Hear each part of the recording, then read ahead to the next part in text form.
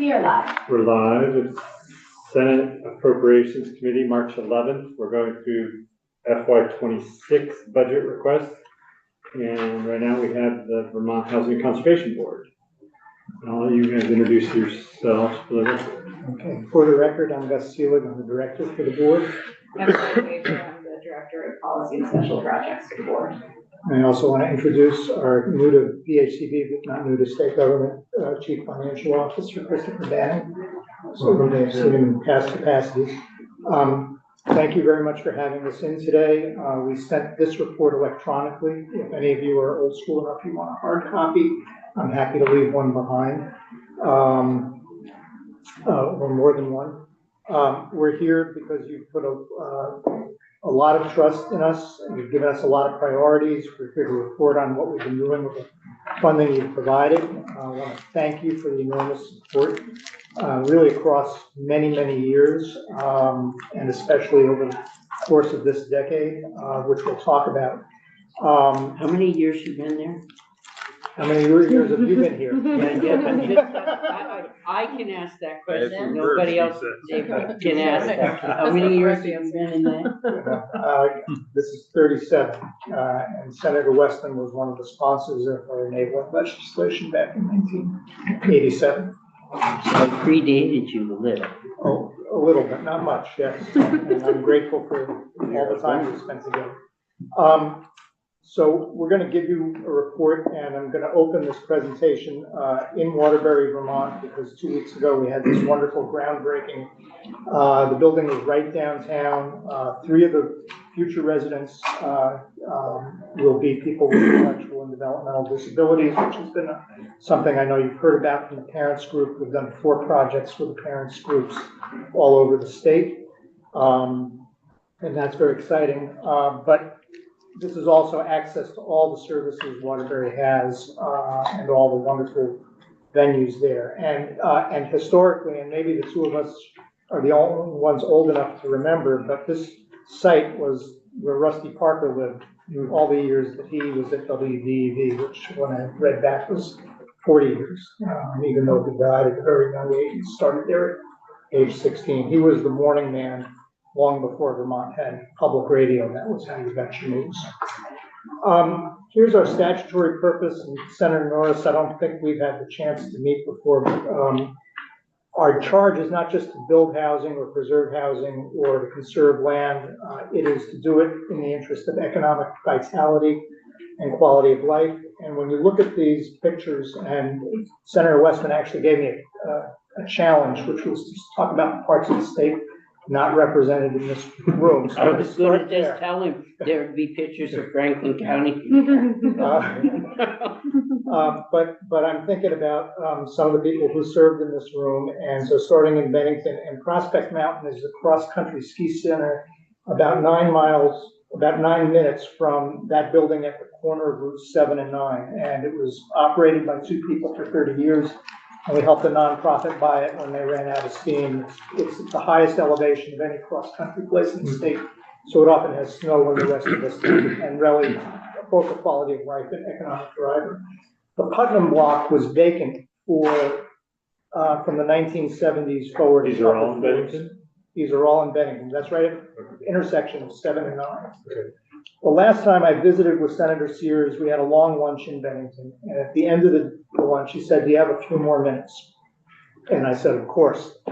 And he took me down the street to a place called Turning Point, which is a place that works with people struggling with addiction. And I also knew, and some of you knew, Jolinda LeClaire, who worked for Governor Scott, and before that for Senator Jeffords for many years, and at USDA. And she said the most important thing we could do to deal with the addiction problem was to help build recovery residences all over the state. So this is one of 2 in Bennington, and I think of Senator Sears. I thought of him greatly when we finally opened this one. Second one with Turning Point is opening just as any week now. And there are 2 other facilities, one in Barry and one in Essex, totaling 58 beds. So greatly appreciate all that Senator Sears put in front of us. What we've been asked for is to help make transformational change, and this building in downtown St. Johnsbury is another example that we worked with Senator Kitchell on. It was owned by, when we did it, it was the worst slum in the state. And the out-of-state owner had left 9,500 square feet of commercial space vacant for most of the 30 years that he owned the building. So it was just killing St. Johnsbury downtown at that key intersection. Last summer, we opened the first shelter for people who are unhoused in Caledonia County. And Observatory Knob is about a 15-minute walk from downtown St. Johnsbury for the community to enjoy. I don't think agriculture had a better friend than Bob Starr, and he actually oversaw the initiation of our program in his committee when he let GMW lead the way. He asked us over many years to improve our programming, and I'll talk a little bit about the READY program, which is a grant writing program, but it helped build this bridge that you see him walking on, which connects the Bluffside Farm in Newport to Crowdy Beach and downtown. At one end of the farm, there's a public trail on the farm that connects to the BB Rail Trail, and that goes to and beyond the Canadian border. So the economic view of this was that this would be an economic positive jolt for Newport, which certainly needs all the help it can get. The building you see, we just broke ground in December, is at the Sacred Heart School Complex. The first building is being attached to the nuns' quarters. The second, and that'll be about 25 units of housing. There'll be a 24-unit condominium for home ownership in the old school. That building had been vacant for probably 3 decades. And Senator Engels said to me, I finally understand what you guys do. You're getting involved when the market can't get something done.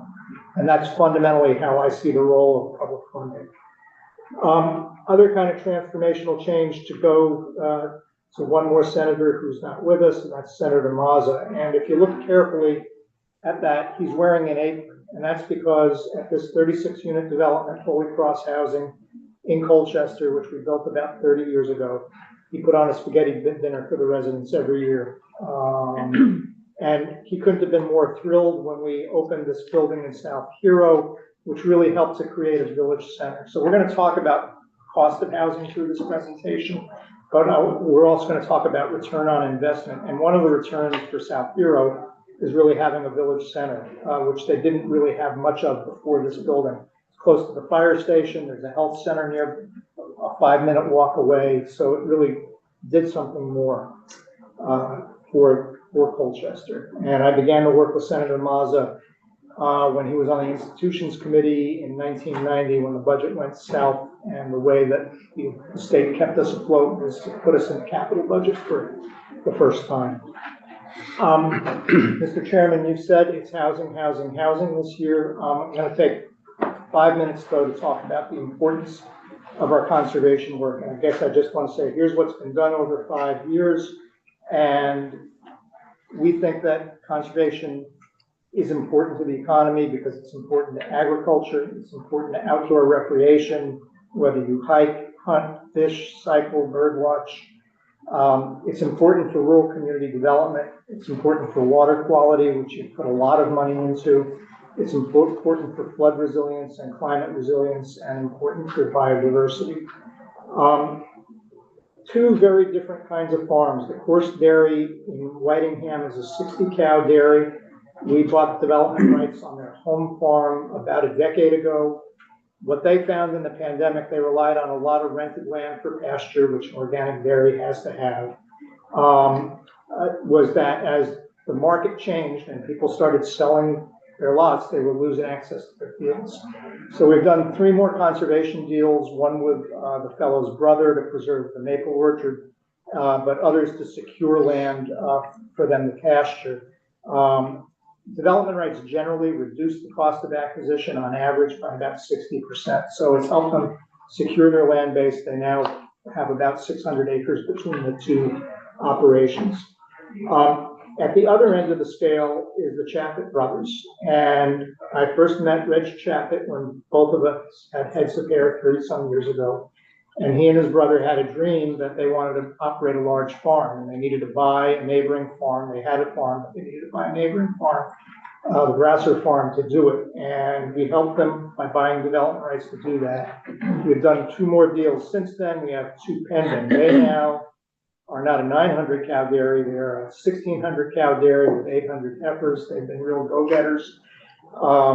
They have 28 employees, I understand, at this point. So they're an economic driver in their community. And they are now the largest owners of conserved farmland in the state, with about 3,500 acres altogether.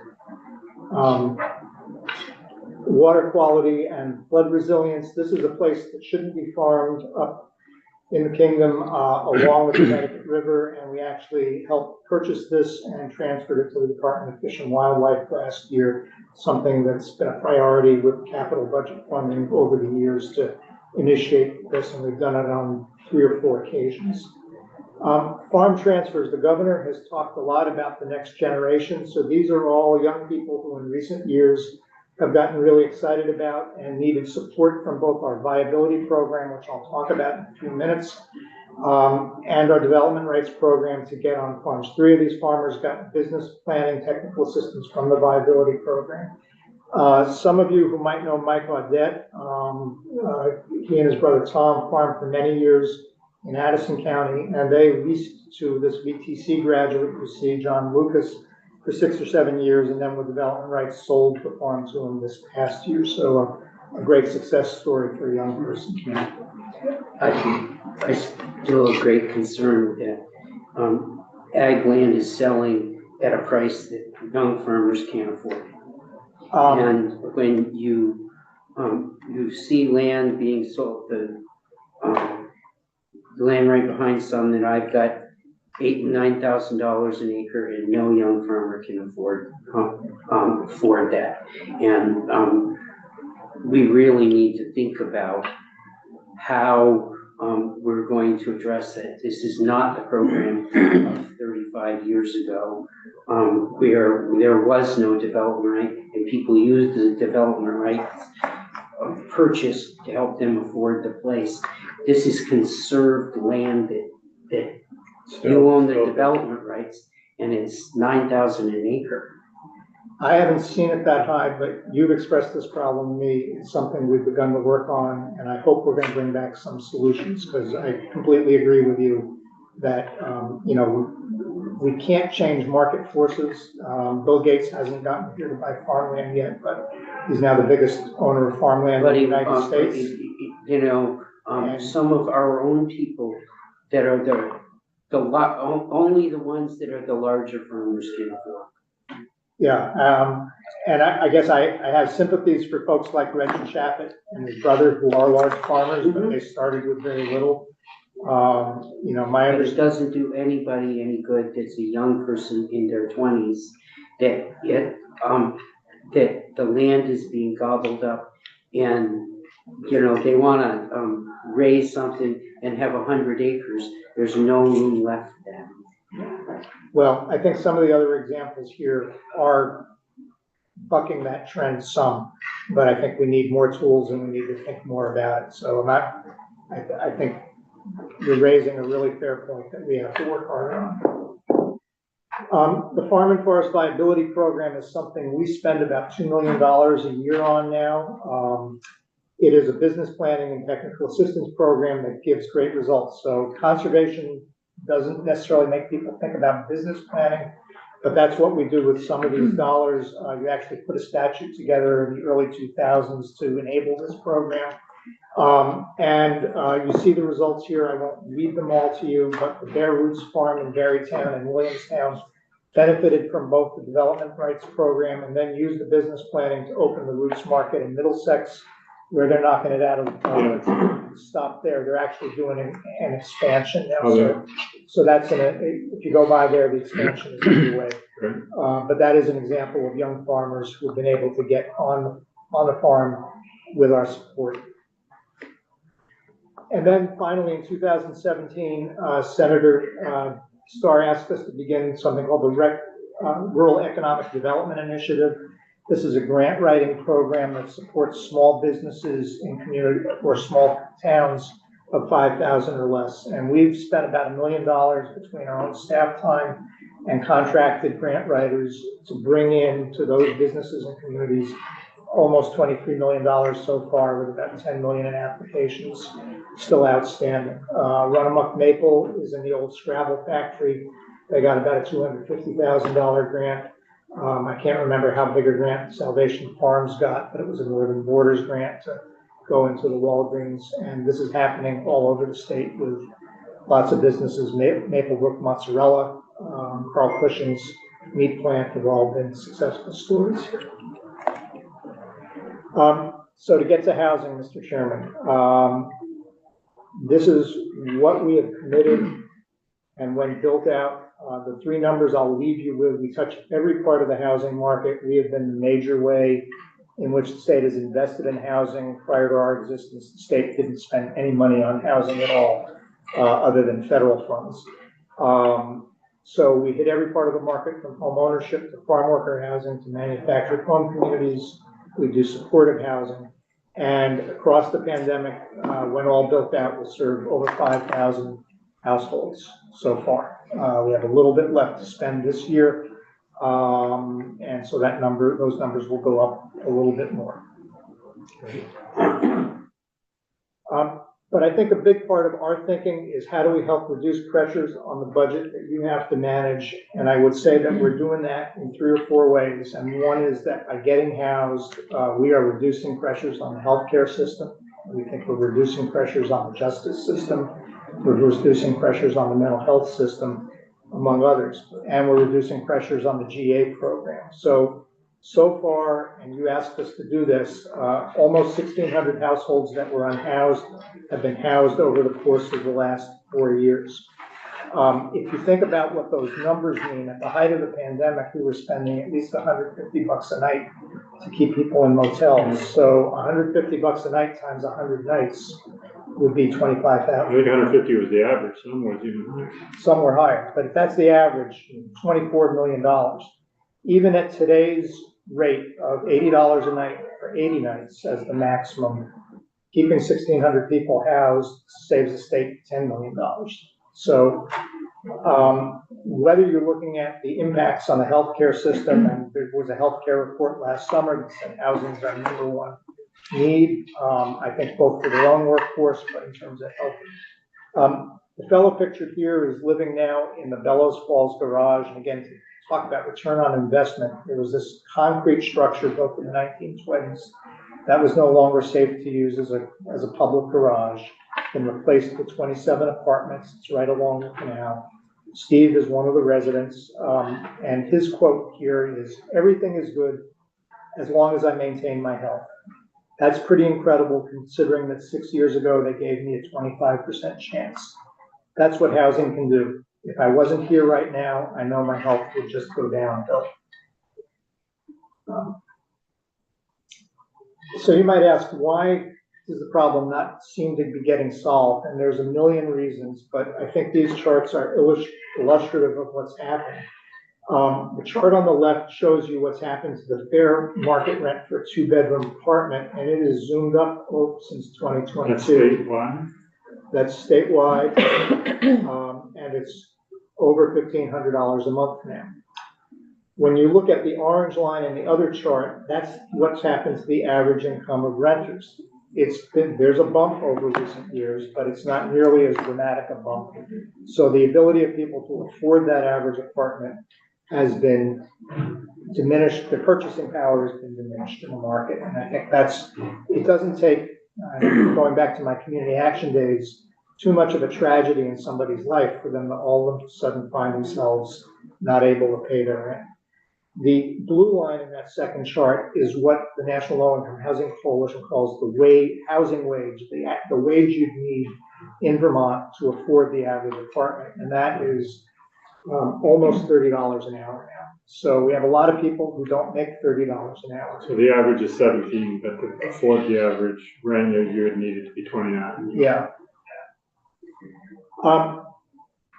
We understand that we've lived to some degree in some luxurious times budget-wise, and it's going to get tighter, and you're going to have hard decisions to make, as will we. And as you look at the needs that come before you for housing, I just would point you to this chart. And what the blue is showing you is, at different income levels, whether you're severely cost burdened, meaning you're spending more than half your income on rent. The yellow suggests you're moderately cost burdened, which means you're spending still too much, more than 30% of your income on rent. So obviously, the less income you have, the more cost burdened you're going to be. And I would just say, as you look at how we invest, I might like to invest more money in home ownership, and we do a fair amount of that. But there's also a desperate need on the rental side to get people out of harm's way and in safe, affordable. And this is Vermont. I This is assume Vermont. obviously it doesn't say on the charts, I just want to verify. Yes. And to So, add go ahead. one more piece to this is that the Vermont Housing Needs Assessment, which came out this year, really reiterates the extreme need for rental for low and moderate income Vermonters. And I'm sure that all of you have heard from people who are making much more than this saying, the housing market is awful, I can't hire people. And I'm not suggesting that that's not a real problem at all. All I'm trying to say is, if you're having a hard time and you make $95,000 a year, if you're living on SSI or you have a job that pays $12 an hour, it's even much tougher. That's all I'm trying to say here. Okay, well, the minimum wage is over $12 an hour now. So Not everybody, yes, but not everybody works Yeah, full time. That's true. Senator Wesson. You're starting out and you're in your 20s, it's impossible to find a partner. I know there are federal rules around all of this and stuff in housing, but we don't have enough elderly housing, because if you build elderly housing in a lot of our communities, people aren't moving out of their houses. And they would if they could stay in their own community. And I see a lot of that.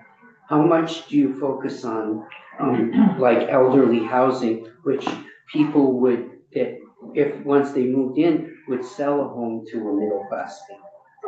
We try to do a fair amount of elder housing, and we do many more. Family size has shrunk over the 35 years we've known each other. So the average family size is now about. So we're doing many more one-bedroom apartments that are open to elders as well. So What are the stumbling blocks? to elder housing, Yes. the stumbling blocks to any housing is that it costs too damn much. But I mean, it costs too much to build. It keeps me up at night how expensive it's become.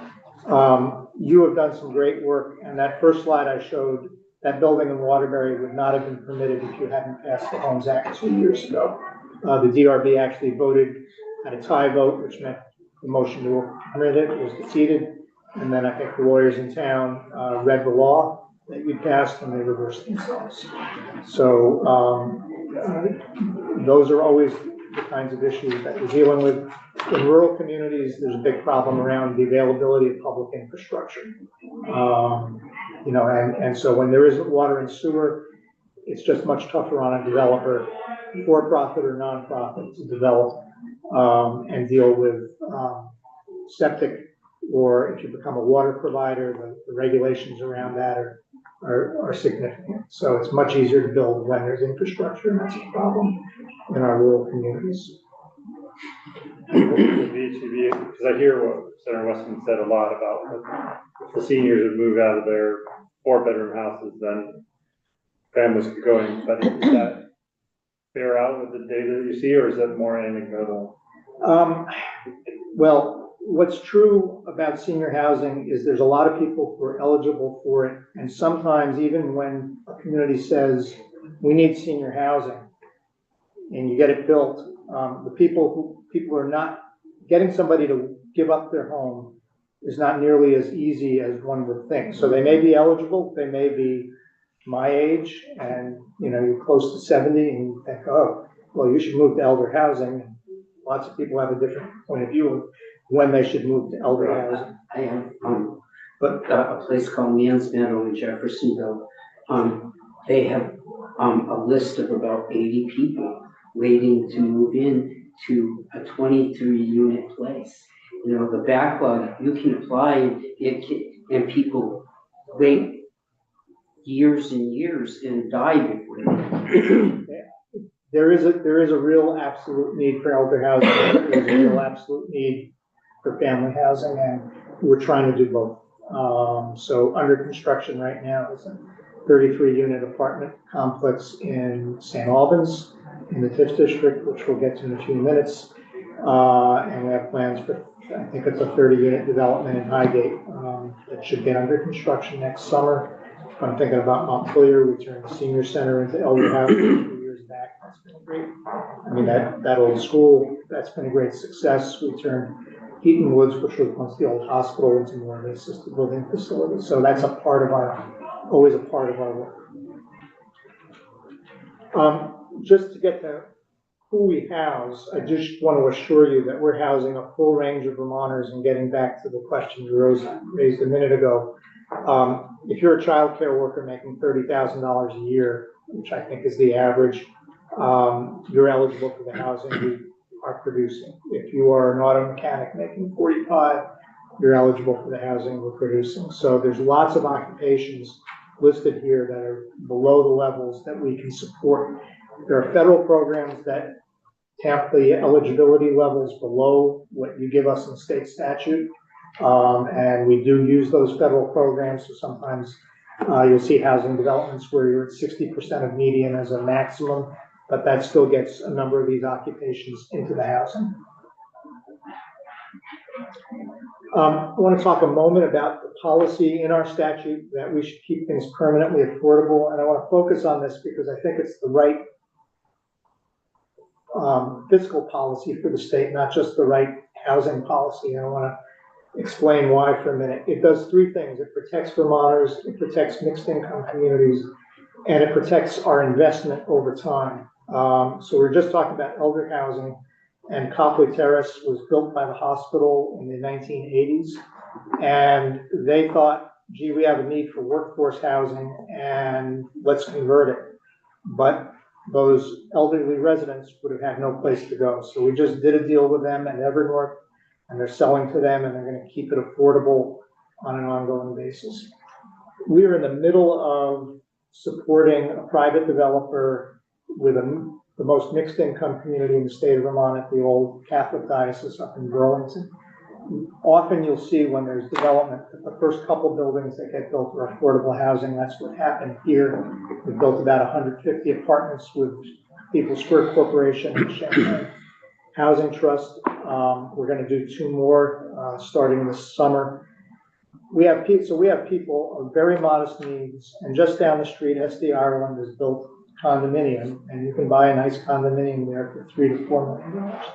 If you didn't have a policy of permanent affordability, if you said it only has to be affordable for 15 or 20 or even 30 years, a neighborhood like this would become economically gated as soon as a developer could convert it to a higher end proposition. So that's a real value. When you look at Northgate Apartments, which is the largest rental complex in the state, and Senator Westman, you'll remember Representative Babcock, who represented that part of town. And she was big on our program because she and Bernie Sanders and Governor King wanted to stay at Northgate. It's close to the lake in the north end. It was ripe in the 1980s when the real estate market was doing what it's been doing in recent years, just going up like a rocket for conversion to condominiums or market rate rentals. We put $2.9 million, real money in 1989, into a $23 million deal. If it wasn't permanently affordable, if a developer could convert it today, the replacement cost, never mind the displacement issue, the replacement cost could be probably $170 million, and you'd need, in order to create that affordable housing, subsidies in the neighborhood of $40 to $55 million to bring that cost down so that the project could cash flow, even with federal rental assistance. So again, we're one of the few places in the state budget where you see the benefit year after year, and when you actually ask the question of, is this a cost-effective investment? Well, if it's going to be there long past any of our times, Holy Cross Housing was built 30 years ago, and it's still paying dividends for the elders who live there, and it will for another 25. Maybe at some point there'll need to be a capital reinvestment to freshen it, we're not gonna have to buy the asset back ever again. And that's the value we think of as in terms of permanent affordability. And we do this in home ownership as well. I want to assure you we're doing a range of housing types. So there's a new construction building just off Main Street in Burlington here. There are mobile home infill units at a park in Bennington. That project I mentioned for the elderly should get under construction in Highgate. And a new neighborhood of 94 homes in Shelburne. We actually broke ground on another project in Middlebury a few weeks ago. There'll be 26 condominiums on the Shelburne site and 68 apartments. So where's this gonna go in? Which road what road's that on? It's off the Shelburne Road and What? it's off the Shelburne Yes, Road. about Highgate. Highgate, Highgate, it's right in the village center. right in the village center? That's what I'm told. I haven't been there, but that's what the application and the staff report was, is going to strengthen the village center there. Thank you.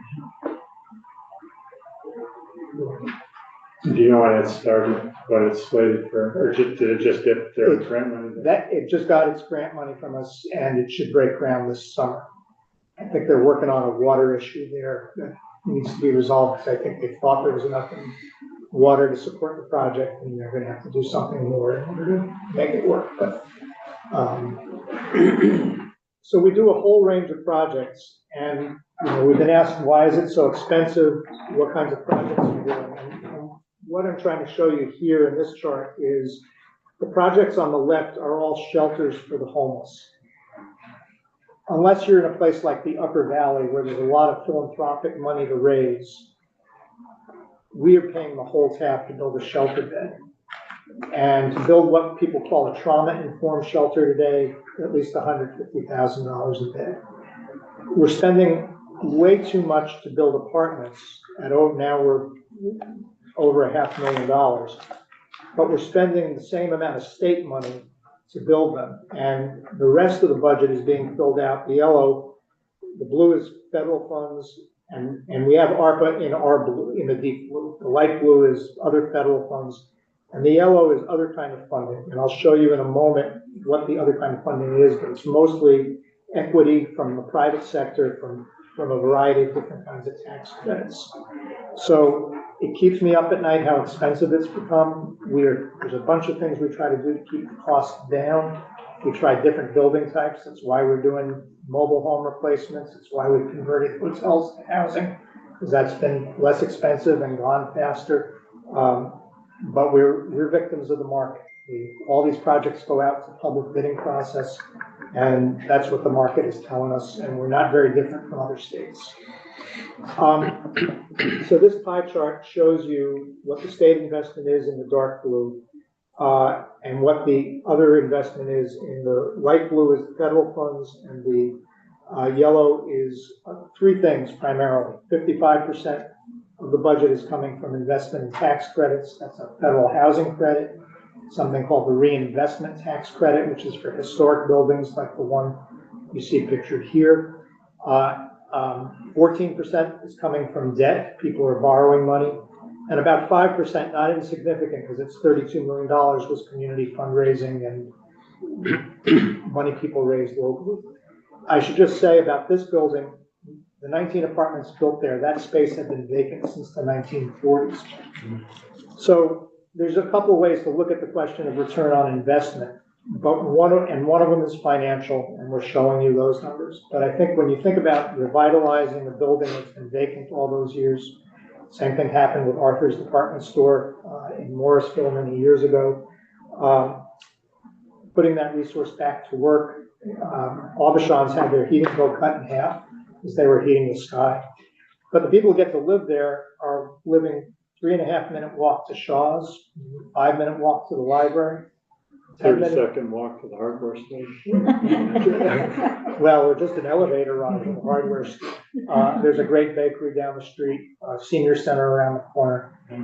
So this has community revitalization impacts as well that I think are really valuable. Gus, can I pause you and talk about these two slides combined, the one that's showing the total development cost of the individual projects and this slide on leverage. I think three takeaways here. The first is that the investment through VHCD is not paying the full cost to build those units. It is paying a portion, and that is then leveraging other sources. We do a lot, as Gus said, to bring down the cost of housing, but where we cannot, we look for those leverage sources. And there are things like historic tax credits, there are things like low-income housing tax credits that cannot be used on other types of housing. It is only in low-income housing tax credits case, like it sounds, for affordable housing, for historic tax credits, for historic tax credits case. And by putting this dark blue state investment in, we're helping to bring this large yellow $700 million investment into the state of Vermont. So when we're talking about that return on investment, it is, like you said, both community-wide, but also a very tangible impact on bringing money into our economy and into our communities. And last thing I would just say is, if you do $1 billion of real estate work and 70% is construction, $700 million is a lot of jobs and a lot of people at work. One other thing, there's two different kinds of tax credits. One is called the 9% tax credit. It is limited. The state gets about $3 million a year that turns into about $27 million in equity. There's an unlimited credit called the bond credit, or the 4% credit. Prior to this influx of funds that you've provided to us over the last 4 years, we do maybe one of those deals a year, because it only raises half the equity that the 9% credit raises.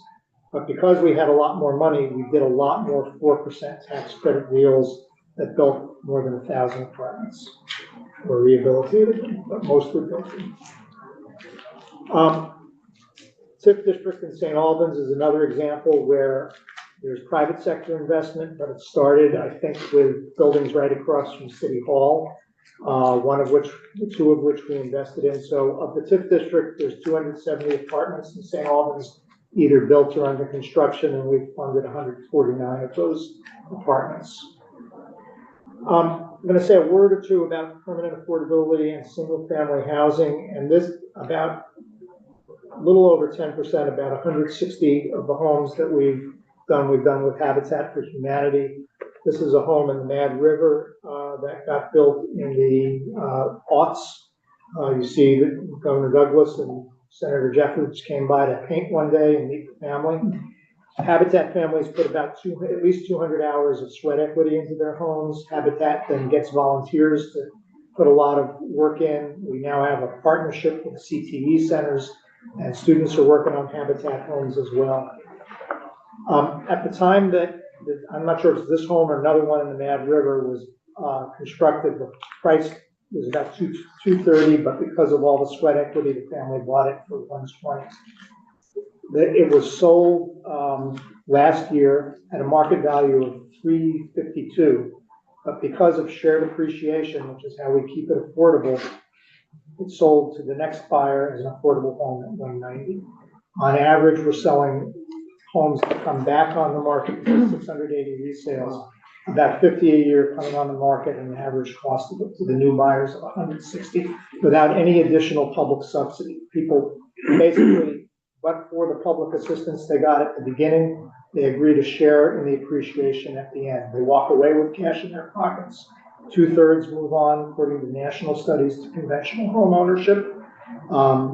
But then the home stays affordable and the public gets the benefit of that, as does the next new family.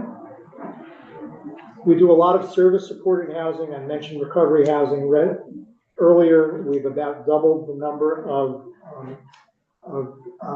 emergency shelter beds in the state over the last 4 years. Franklin Homestead is an interesting project, and it gets to our support for rural communities. A fellow named Hugh Gates, who's a former legislator, walked into my office in the early 1990s, and he said, "Will you help the people of Franklin?" He owned the Franklin Phone Company, and he'd won a lottery, or a company won a lottery. And we said, yeah. And they initially built about 23 apartments. 6 years later, they felt it was going so well, they put on another wing that I think has 16 kind of assisted living beds in it. So I think it's been a great success, and it stays affordable because of the restrictions the community wanted for it. This was so creative in terms of financing that you got the cemetery commission to provide some of their surplus to make the project work.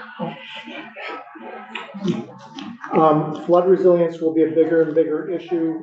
We just agreed to fund this building, which we hope will get built and buried starting next fall. The north end was really hit hard in 2023. And this is where housing and conservation come together. The picture in next to the Barry building, Red Clover Commons, we had to relocate 75 folks after Irene that lived in the Whetstones floodway in West Brattleboro to this site over by the high school.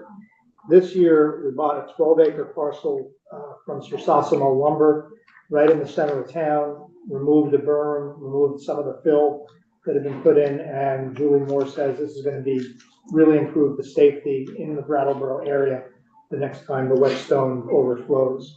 Similar story with the aptly named Water Street Park. This got featured on the radio program Marketplace after the 23 floods. There used to be 7 homes here. They all took part in the buyout, which we supported those homeowners, so they get 100% of their value instead of 80. In 23, it flooded. There was some debris in the park. The park was back in business 3 days after that. Here's our pipeline. I'm not going to go through all of it, but it is much larger than the governor's budget will let us address.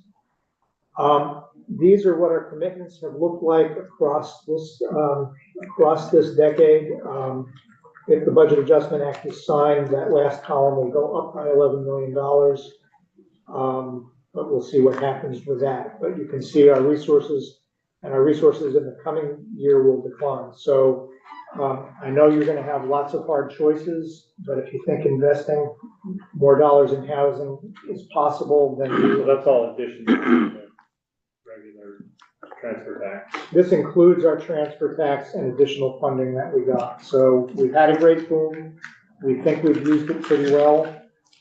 We're now in a different place. And it means that you'll begin to see, we are beginning to feel people. So the state money is the not federal. This I believe represents all of our funding that we've But been it's able. ARPA, not federal, the not federal, the state. The not federal as a state is a combination of bond dollars, general fund, and the property transfer tax. Okay. Yeah. Yeah. You know, you got the bump from the largesse from the feds during COVID. And it doesn't show up as much in the federal ARPA funds because we swapped out, we put ARPA funds other places to swap out. We gave you general fund dollars because it's more flexible.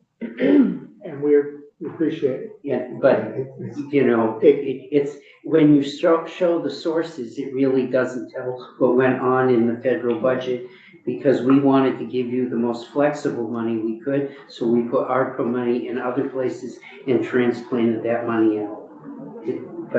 Yeah.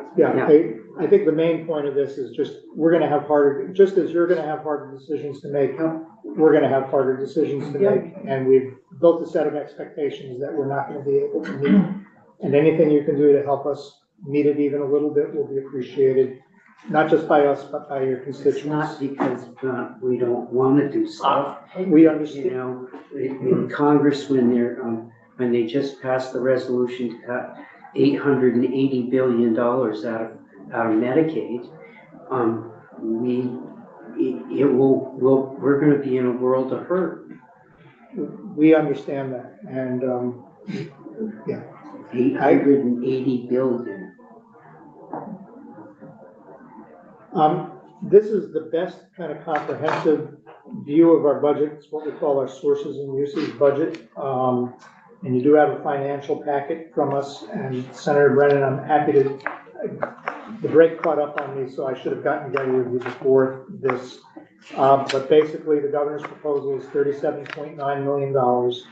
We use some of the transfer tax to support other programs, like the AmeriCorps program, like the Farm and Forest Liability program, and the READY program. We have a matching grant for farmland protection but we have to pay all the transaction and administrative costs of that program from the trust fund.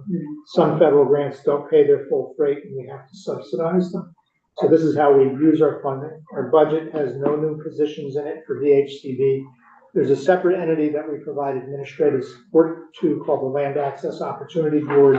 You should hear from them directly. They are planning to add a couple staff. Overall, our operating costs are a little under 5% of our budget. Our operating budget is up 3.8%.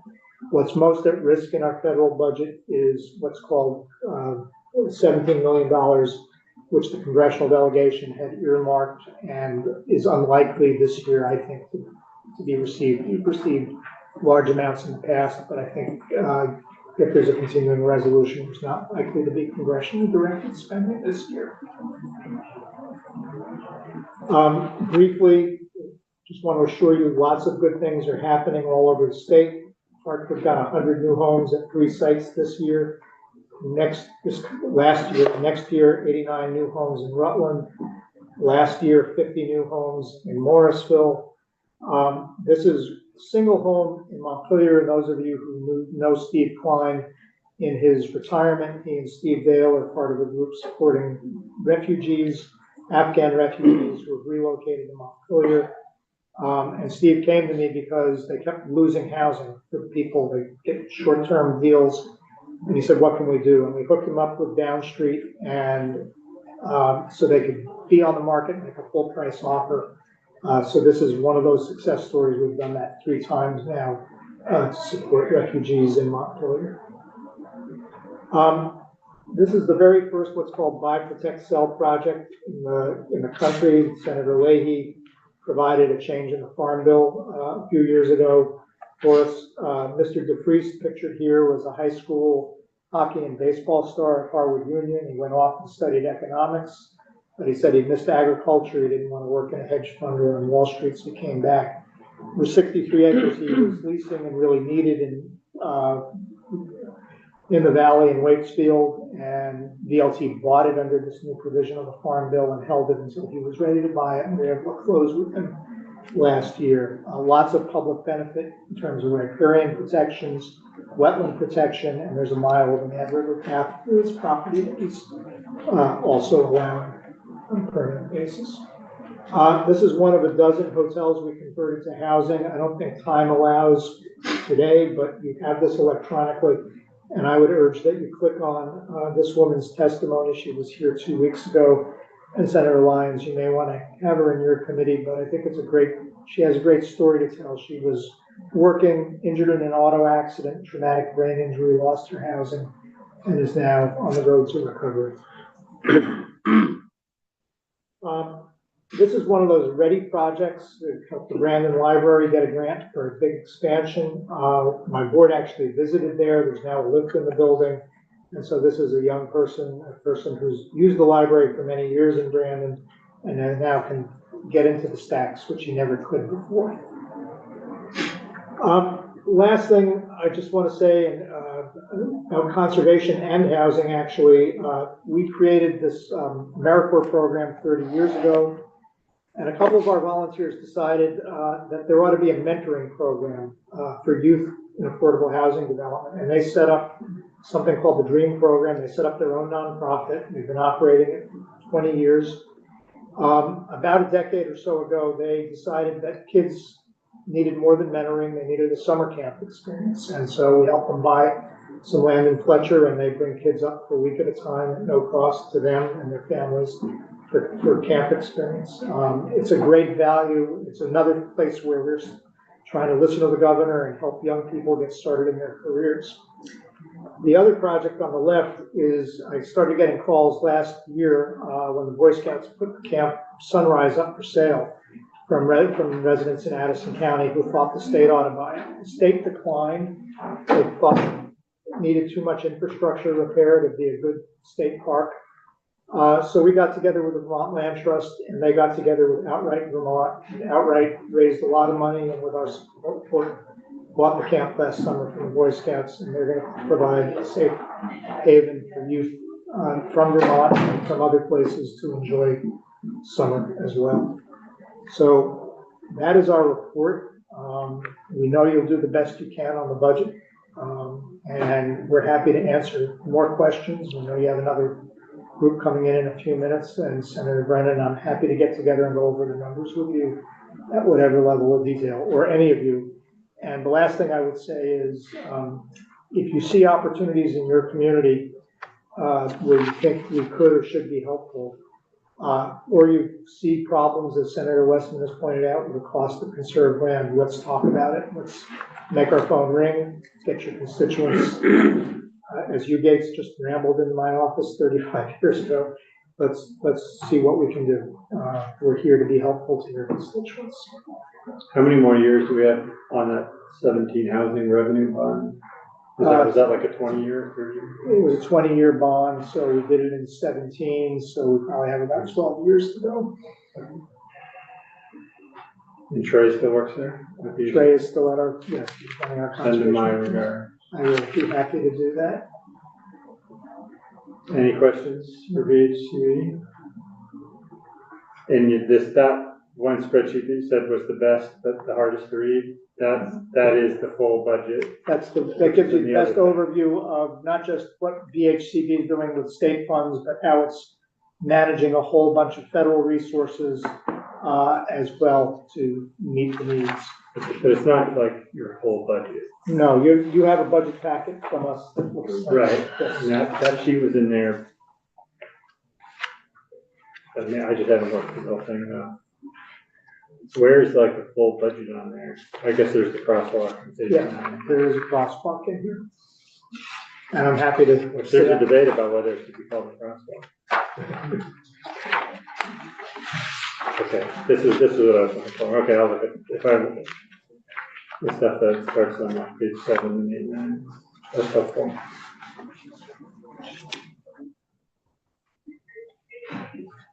Okay. Well, thank you for your time. That was helpful. Well, thank you for your consideration and for your support, and we look forward to doing as much good as we possibly can with whatever dollars can be appropriated.